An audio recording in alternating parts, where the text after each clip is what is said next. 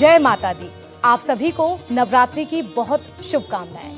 नवरात्रि कहते हैं कि भक्ति और शक्ति का ये महापर्व है, लेकिन क्या आपने कभी सोचा है कि भक्ति और शक्ति ही काफी है? क्या सही ज्ञान की जरूरत नहीं है? क्या हम देवी माँ की इन 9 दिनों में आस्था, भक्ति और शक्ति का जो महापर्व मना रहे हैं, सही विधि विधान के साथ पूजा अर्चना कर रहे हैं? तो आज कुछ ऐसे ही महत्वपूर्ण सवाल और पूजा की विधि विधान जानने के लिए आज हमारे साथ स्टूडियो में मौजूद हैं पंडित राजकुमार शास्त्री जी। पंडित जी, आपका बहुत स्वागत है इस खास चर्चा में। हमारे साथ मौजूद हैं पंडित जी और हर सवाल का आपको सही जवाब देंगे कि आपको माता रानी की पूजा आराधना कैसे करनी है ताकि उनका आशीर्वाद आप पर बरसे, उनकी कृपा आप पर बरसे। महाराज जी, नवरात्रि का पर्व जो है धूमधाम से मनाया जा रहा है, लेकिन सही विधि विधान कैसे की जाए? माँ की आराधना के लिए घट स्थापना कैसे किया जाए, आप बताइए। देखिए, सबसे पहले आप सभी को हिंदू नववर्ष की बहुत बहुत शुभकामनाएं। और सबसे बड़ी बात यह है कि चैत्र शुक्ल पक्ष की प्रतिपदा तिथि को ही सृष्टि के आदि काल में, सृष्टि आदि में, और ये वर्ष का जो है आरंभ हुआ। इसलिए जैसा कि सूर्य सिद्धांत में भी श्लोक आता है कि लंका नगर्याम उदयाश्च भानो तस्यैव वारे प्रथमं बभूव युगादिकानां युगपत् प्रवर्ति।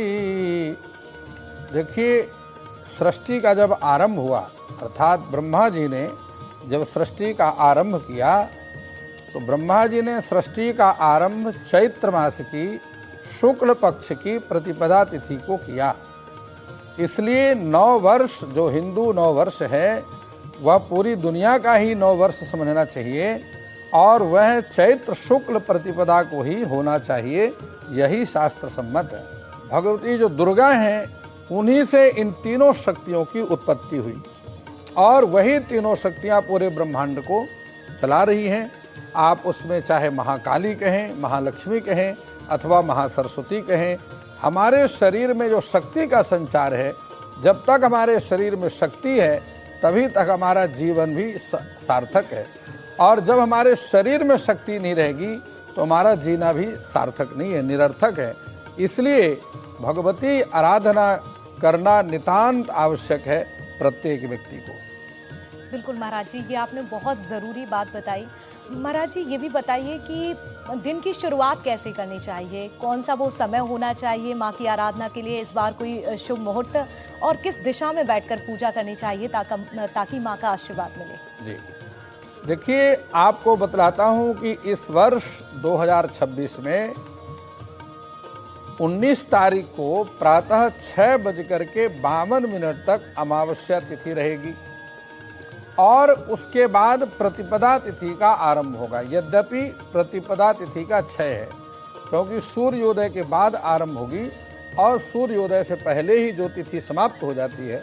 जो तिथि सूर्योदय के बाद आरंभ होती है और सूर्योदय से पहले समाप्त हो जाती है, उसे 6 तिथि कहा जाता है, अर्थात वह तिथि पूर्ण गिनती में नहीं आती।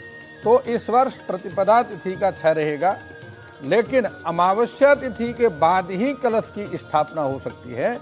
इसलिए इस वर्ष कलश स्थापना का जो सर्वोत्तम मुहूर्त है वो प्रातःकाल 6:52 से लेकर के और 48 मिनट का एक मुहूर्त होता है। तो आप ये समझ लीजिए कि 6:52 से 48 मिनट आप उसमें जोड़ दीजिए और ये सर्वप्रथम कलश स्थापना का मुहूर्त माना जाएगा। दूसरा मुहूर्त है अभिजित मुहूर्त, जिसको हम कहते हैं, और अभिजित मुहूर्त इस वर्ष चैत्र शुक्ल प्रतिपदा को मध्याह्न काल में 12:05 से शुरू होगा और 12:52 तक 53 मिनट तक यह रहेगा। वह भी एक मुहूर्त 48 मिनट का होता है। तो जब से आरंभ होता है उससे 48 मिनट जोड़ करके समझ लीजिए मौन हो करके स्नान करना है। स्नान करने के बाद धुले हुए वस्त्रों को धारण करके अपने पूजा स्थान को विधिवत साफ करना है। साफ करने के बाद आप वहाँ गंगा जल का छिड़काव करेंगे। गंगा जल का छिड़काव करके पूजा स्थान में एक लकड़ी की चौकी की स्थापना करेंगे। लकड़ी की चौकी के ऊपर लाल वस्त्र बिछाना है, जिस प्रकार से यहाँ पर एनडीटीवी ने विधिवत व्यवस्था की है अपने दर्शकों के कल्याण के लिए। लाल कपड़ा बिछा करके उसके ऊपर भगवती माता की चित्र अथवा प्रतिमा की स्थापना करेंगे और उसके बगल में ईशान कोण में आपने कलश की स्थापना करना है। अग्नि कोण में अथवा देवी के सामने, अग्नि कोण अर्थात देवी के दाहिने तरफ अथवा देवी के सामने एक थाली में आपने अखंड दीप शुद्ध घी का अथवा तेल का दीपक भी अपनी सामर्थ्य के अनुसार प्रज्वलित कर सकते हैं। अखंड दीपक की व्यवस्था करनी है और विभिन्न तरह से आपने पूजा की सामग्री एकत्रित करनी है और कलश के ऊपर आम के पत्ते लगाना है। उसको पंच पल्लव कहते हैं। पंच पल्लव का मतलब होता है आम, पीपल, बरगद, गूलर और पलाश। इनमें से पांचों मिल जाए तो अच्छा है, वरना केवल आम के पत्ते की स्थापना भी लगा सकते हैं। उसके ऊपर नारियल की स्थापना करना है। कलश में आपने पंचरत्न की स्थापना करना है, सप्तमृतिका डालनी है और नहीं है तो एक आप सिक्का ही जो है उसमें डाल सकते हैं। और इस प्रकार से गंगा जल से उसको वेष्टित करके और कलश के मुख में भी एक मौली रक्षा सूत्र बांधना है, नारियल पर भी बांधना है। देवी को इसके उपरांत पंचोपचार अथवा षोडशोपचार पूजन जैसा भी आपको आता है अपने विधि के अनुसार करें अथवा किसी योग्य कर्म कांड के जानकार वैदिक पंडित विद्वान आचार्य को बुला करके विधिवत देवी की स्थापना करें, कलश की स्थापना करें और उसके बाद अपना देवी दुर्गा सप्तशती का पाठ आरंभ करना है। पंडित जी, 9 दिन तक माता रानी के लिए प्रसाद में क्या ऐसा बनाया जाए कि माता रानी को प्रसाद लगाने के बाद तुरंत प्रसन्न हो जाए और फल प्राप्ति मिले? ये नव दुर्गाओं का प्रसाद प्रतिदिन के हिसाब से अलग अलग होता है, तो इसलिए लेकिन श्रद्धा भक्ति समन्विता, यदि आप प्रतिदिन अलग अलग प्रसाद नहीं अर्पण कर सकते हैं तो जो आपके मन में श्रद्धा है, अर्थात पत्रम पुष्पम फलम तोयम यो में भक्त्या प्रयक्षति, आम पान के पत्ते हैं, पुष्प माला है देवी की, पत्रम पुष्पम, और फल है दाडिम का फल है अर्थात अनार का फल है या केले का फल है, अन्यथा देवी को बलि के रूप में नारियल अर्पण किया जाता है, वह अर्पण कर सकते हैं। तो जो भी आपका भाव है आप अपनी पेठा देवी को अर्पण कर सकते हैं या विभिन्न प्रकार के मिष्ठान्न देवी को अर्पण कर सकते हैं। बशर्ते यह ध्यान रखना है कि नमकीन प्रसाद नहीं चढ़ता है, मीठा होना चाहिए और मीठा में आप कुछ भी देवी को प्रसाद अर्पण करके भगवती को अष्टमी के दिन चुन्नी चढ़ा सकते हैं, लाल रंग की अथवा पीले रंग की। नीले और काले रंग की चुन्नी नहीं चढ़ानी, ये परहेज करना है। तो वो चढ़ा करके और देवी का आशीर्वाद आप प्राप्त कर सकते हैं। देवी तो भक्त वत्सला हैं और वह जो भी आप अर्पण करते हैं अपनी बेटी के रूप में अथवा पुत्र के रूप में माँ सब कुछ स्वीकार करती है। पंडित जी, एक बार और हमारे दर्शकों को आप विधि विधान से पूजा बताएं। कितना सरल उपाय माता रानी का, कैसे उन्हें मनाएं और कम समय में माता रानी की कृपा भी चाहिए और पूजा आराधना भी करनी चाहिए, तो कैसे किया जाए? जी देखिए, सबसे पहले मैं आपको बतलाता हूँ कि पूजा में सामग्री क्या प्रयोग होनी चाहिए। तो सर्वप्रथम जो साधक हैं उनको इस प्रकार से अपनी एक थाली में स्वस्तिक बनाना है। ये देखिए मैं आपको बतलाता हूँ, ये मैंने थाली में स्वस्तिक बनाया। इस प्रकार से स्वस्तिक की स्थापना करनी है और उसके साथ में नीचे 9 ग्रहों की स्थापना करनी है। क्योंकि हम पृथ्वी में रहते हैं लेकिन हमारा संपूर्ण नियंत्रण आकाश में गोचर करने वाले ग्रह और नक्षत्रों से होता है। हमारा जो रिमोट कंट्रोल है वह आकाश में गोचर करने वाले ग्रह और नक्षत्रों के पास होता है। तो सर्वप्रथम इस प्रकार से गौरी गणेश की स्थापना करनी है और नवग्रह की पूजा करनी है। इस प्रकार 2 सुपारी में ये मौली इस प्रकार आप लपेट करके और एक में भगवती गौरी और दूसरे में भगवान गणेश जी की कल्पना करनी है। और इस प्रकार से गणेश जी के ऊपर स्वस्तिक के ऊपर ये जिस प्रकार मैंने स्थापना किया है, ये चावल रखना है और चावल के ऊपर ये गौरी और गणेश जी की स्थापना करनी है। अब ये देखिए इस प्रकार मैंने स्थापना कर दिया है, ये कैमरा के माध्यम से दिखाइए। तो ये मैंने गौरी और गणेश जी की स्थापना करनी है, परिकल्पना की है। यही भगवान गौरी और गणेश जी, यही हमारा सनातन धर्म है। देखिए सनातन धर्म की पूजा विधि में सामान बहुत नहीं लगता है, हृदय में स्थान लगता है और बाहर भी बहुत स्थान नहीं लगता है। हृदय में स्थान हो तो भगवान वहीं पूजा में सम्मिलित हो जाते हैं। जी पंडित जी, ये जो थाली की आपने ये पूजा आराधना करने की विधि बताई है, तो क्या ये 9 दिनों तक करनी है? कैसे माता रानी जी? पहले दिन जब हम स्थापना करते हैं तो ये पूजा की जाती है और प्रतिदिन अलग अलग देवी के स्वरूपों की पूजा है, लेकिन देवी के अलग अलग स्वरूपों की पूजा के साथ में यह गणेश पूजा और नवग्रह पूजा उसका अंग है। यह भी प्रतिदिन करना है। सर्वप्रथम गणेश पूजा, फिर नवग्रह पूजा और फिर जिस स्वरूप का देवी का पूजन करना है उस स्वरूप का, उसको प्रधान पूजा कहते हैं, वह सबसे अंत में की जाती है। अब देखिए उसके बाद आपको अपने हाथ में ये रक्षा सूत्र बांधना है, जिसको हम मौली कहते हैं। यह एक अनुष्ठान का अभिन्न अंग है। जब हम अनुष्ठान करते हैं, व्रत लेते हैं, तो ये रक्षा सूत्र बांध करके और उसको संकल्प में करते हैं। ये सामग्री एकत्रित करनी है।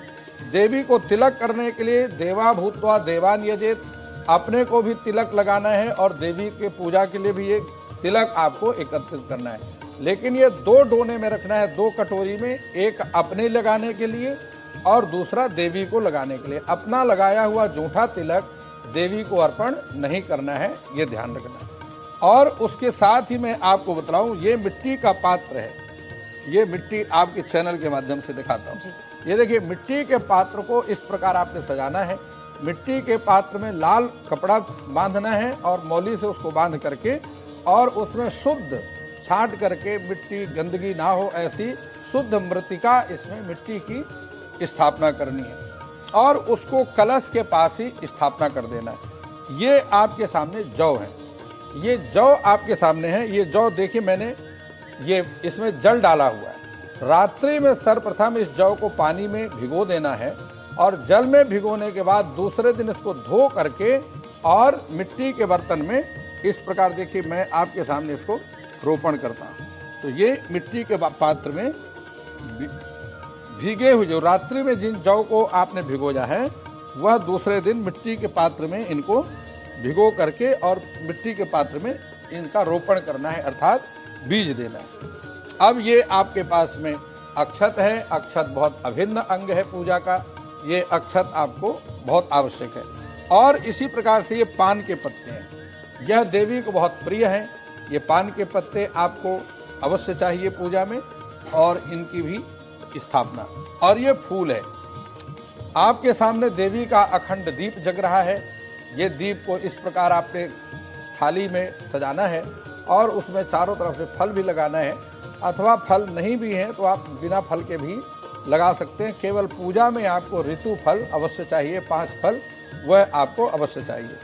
तो इस प्रकार से संपूर्ण पूजा की सामग्री आपके सामने मिष्ठान है, देवी को अर्पण करने के लिए, भोग लगाने के लिए, अथवा दूध और मखाने का प्रसाद भी देवी को आप अर्पण कर सकते हैं। बिल्कुल पंडित जी, एक बार को अर्पण कर जी बिल्कुल पंडित जी, एक बार आप विधि विधान से पूजा करके बता दें, ताकि हमारे जो दर्शक हमारे साथ कनेक्ट हैं तो वो भी एक तरह से समझ पाएं कि कैसे उन्हें पूजा शुरू करनी है और कैसे माँ भगवती का आशीर्वाद लेना है। तो देखिए मैं आपके माध्यम से पूजन करवाता हूँ जी। सर्वप्रथम हम आचमन करते हैं। आचमनीयम हरे विष्णु माधवम पुंडरीकाक्ष पुरातो। 3 बार हम बोलते हैं। ओम केशवाय नमः, ओम नारायणाय नमः, ओम माधवाय नमः।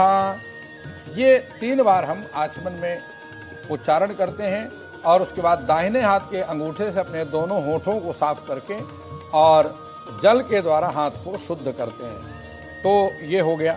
इसके बाद हम अपने ऊपर जल छींटते हैं। सर्वांग शुद्धि के लिए जल छींटते हैं और उसका मंत्र है ओम अपवित्रः पवित्रो वा सर्वावस्थां गतोऽपि वा यः स्मरेत् पुण्डरीकाक्षं सा वाह अभ्यंतरः शुचिः।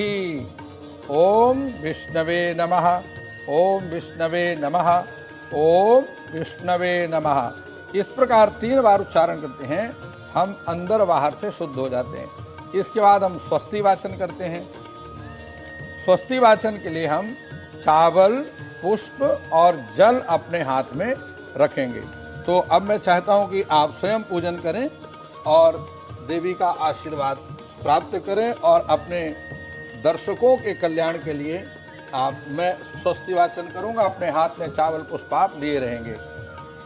ओम स्वस्ति नः इंद्रो बृहस्रवाः स्वस्ति नः पूषा विश्ववेदाः स्वस्ति नस्तार्क्ष्यो अरिष्टनेमिः स्वस्ति नो बृहस्पतिर्दधातु प्रखदस्वा मरुताः पश्चिममातराः शोभां यावानो विदथेषु यजमायाः अग्निर्जिह्वामणवाः सूर्यचक्षुषो विश्वेनो देवा अवसा गमनीयः भद्रां कर्णेभिः शृणुयाम देवा भद्रां पश्येमाक्षरभिः जत्राः स्थिरैरङ्गैस्तुष्टवागुं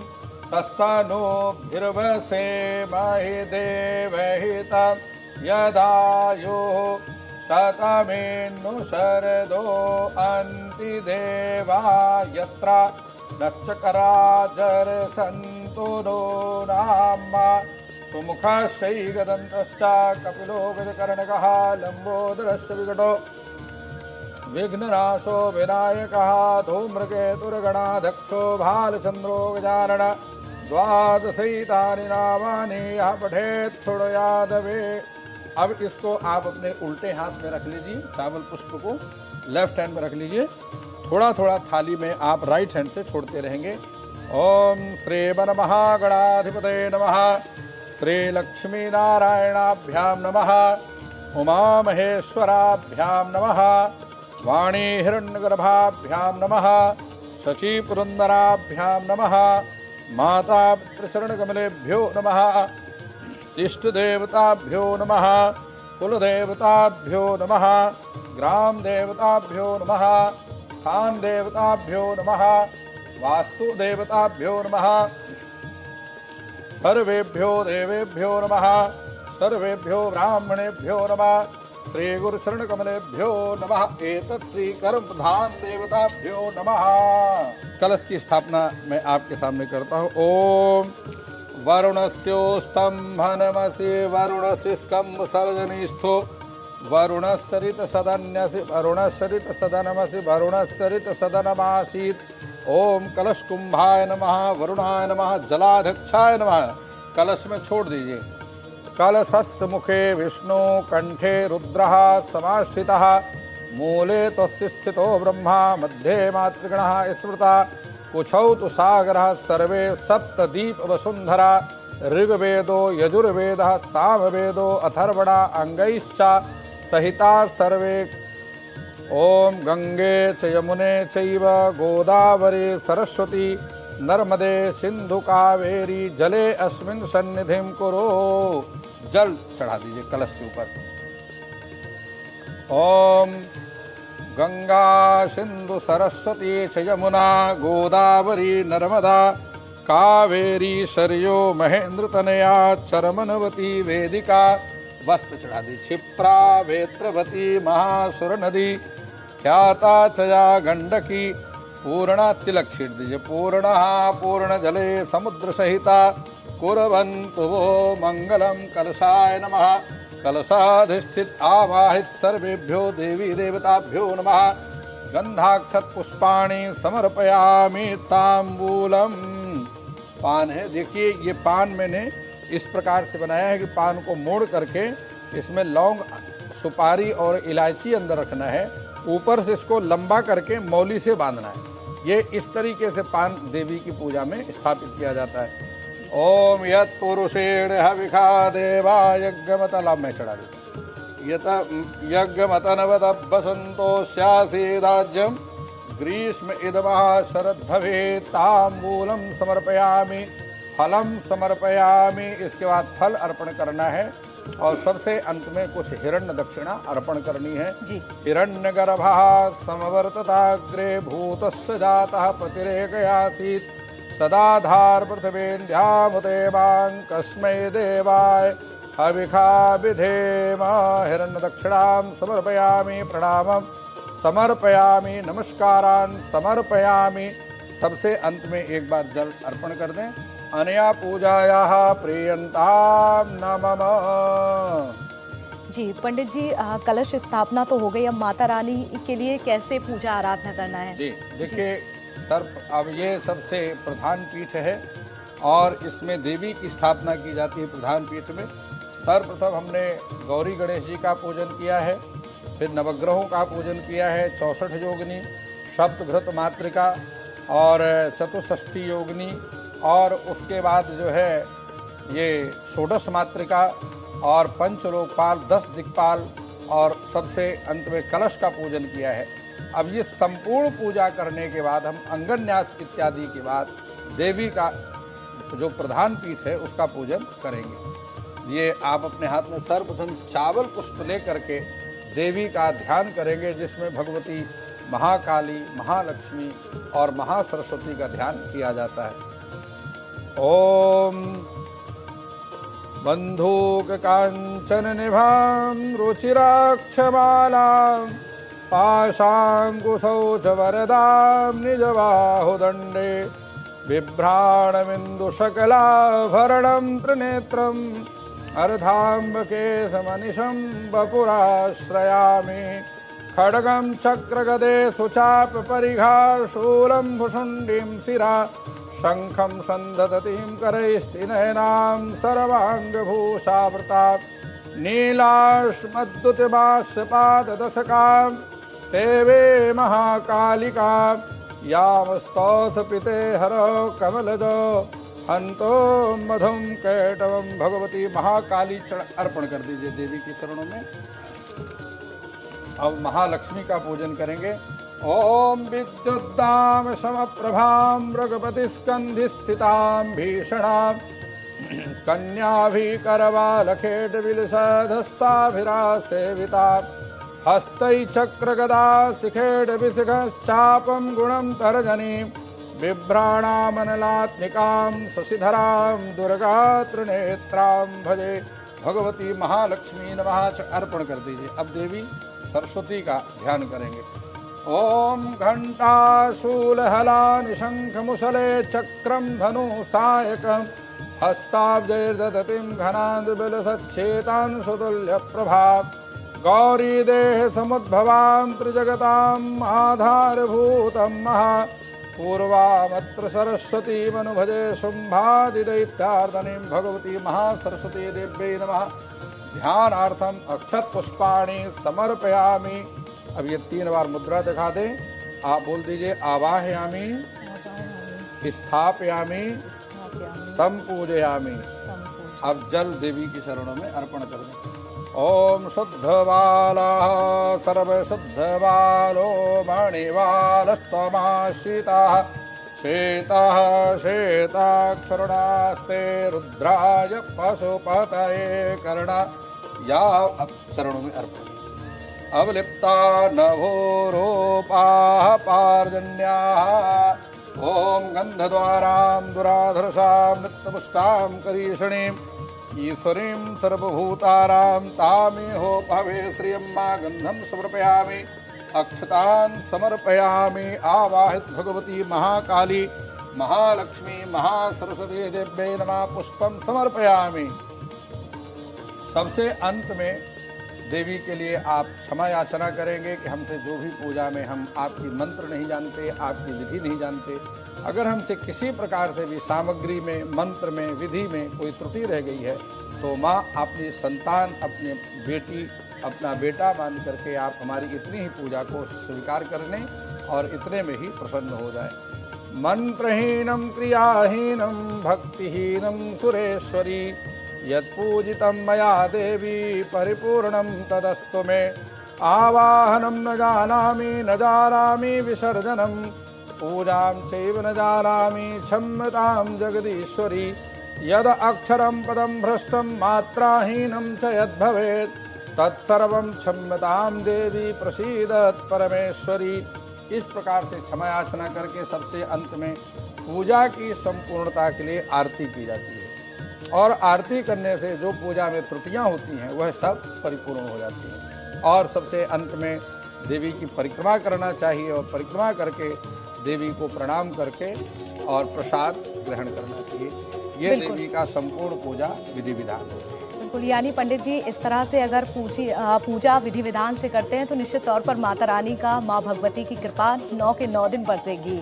तो आपने देखा कि पंडित जी ने कितने अच्छे तरीके से आपको विधि विधान बताया है कि सरल तरह से भी अगर आपको देवी माँ को मनाना है तो कैसे मनाना है, कौन सा वो मंत्र है, कौन सी दिशा में आपको बैठना है और किस तरह से माता रानी की इन 9 दिनों आपको आराधना करना है।